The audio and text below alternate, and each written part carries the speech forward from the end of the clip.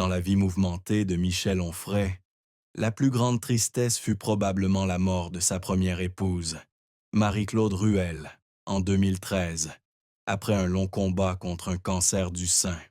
Marie-Claude fut non seulement sa compagne pendant 37 ans, mais aussi sa compagne, celle qui comprenait le mieux ses rêves et les blessures psychologiques de son enfance.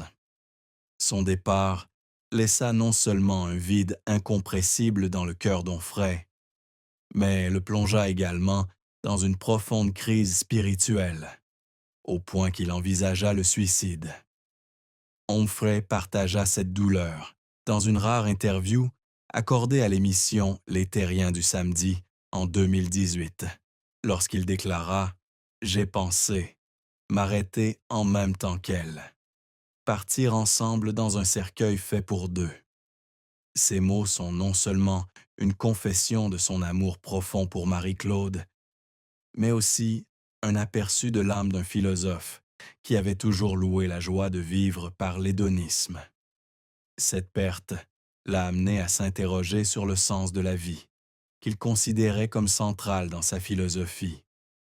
La recherche du bonheur sans nuire à soi-même ni aux autres. Marie-Claude n'était pas seulement son épouse, elle faisait partie intégrante du parcours philosophique d'Onfray. Professeure d'italien et de français, elle était une femme intelligente et discrète qui l'a soutenue dans ses années de formation.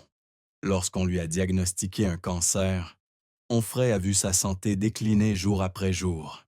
Des douloureuses séances de chimiothérapie au moment où elle avait besoin d'une bouteille d'oxygène pour respirer. Il a un jour décrit ces journées comme une descente aux enfers, où il se sentait impuissant face à la femme qu'il aimait le plus. La douleur de la perte de Marie-Claude n'était pas seulement celle d'une compagne, mais aussi celle d'une partie de lui-même. Onfray a dit un jour qu'elle était la seule personne à avoir véritablement compris le traumatisme de son enfance, lorsqu'il fut envoyé dans un orphelinat à Giel à l'âge de 10 ans. Son départ lui fit à nouveau sentir son abandon, comme ses jours de solitude dans le dortoir froid des prêtres salésiens. Plus tard, Onfray avoua avoir lutté contre des pensées sombres, et ce n'est qu'avec le soutien de Dorothée, qui deviendrait sa seconde épouse, qu'il parvint à les surmonter. Cette tristesse n'était pas seulement un événement personnel, elle a aussi profondément influencé sa pensée philosophique. Dans des œuvres postérieures à 2013, comme Cosmos ou Décadence, on perçoit un ton plus sombre, où Onfray ne se contente pas d'évoquer la joie de vivre, mais explore aussi les aspects les plus sombres de l'existence, la mort, la perte et la fragilité humaine. Nous avons l'éternité pour nous reposer, mais je ne veux pas m'arrêter dans cette vie, écrit-il. Cette déclaration, bien qu'hédoniste, recèle aussi une douleur sourde, comme s'il essayait de se convaincre de continuer à vivre après la perte de la personne la plus importante. Michel Onfray a été marié 2 fois dans sa vie.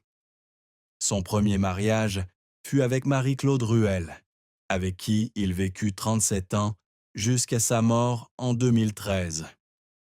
Puis, en 2018, il épousa Dorothée, qui fut son assistante et son amante pendant 25 ans, alors même qu'il était encore marié à Marie-Claude. L'histoire d'amour d'Onfray n'était pas simple, et il a parlé franchement de cette double vie dans une interview accordée aux Terriens du samedi en 2018. Onfray n'hésitait pas à admettre qu'il vivait avec Marie-Claude et Dorothée dans une relation compliquée, où les 2 femmes se connaissaient mutuellement. Il déclara « Marie-Claude connaissait Dorothée, et Dorothée connaissait Marie-Claude. Tout était transparent, et nous avons vécu ainsi pendant 25 ans. » Cette honnêteté, bien que controversée, reflétait la philosophie hédoniste d'Onfray, qui valorisait la fidélité à ses sentiments et à ses désirs, tant que cela ne nuisait pas à autrui. Il reconnaissait cependant que leur relation n'avait pas toujours été facile, surtout lorsque Marie-Claude a commencé à lutter contre le cancer. Dans les dernières années de la vie de Marie-Claude, Dorothée est devenue un soutien important, non seulement pour Onfray, mais aussi pour Marie-Claude elle-même. Il se souvenait que Dorothée l'avait aidé à prendre soin de Marie-Claude, qu'il s'agisse de l'aider à s'approvisionner en oxygène ou d'être présente dans les moments les plus difficiles. Dorothée était incroyable, confiait Onfray, la voix pleine d'émotion. Elle était non seulement mon amante, mais aussi mon amie, ma compagne dans mes jours les plus sombres. Cependant, le mariage d'Onfray avec Dorothée n'était pas sans ombre. Philosophe connu pour ses idées libres et antisociales, Onfray était souvent critiqué.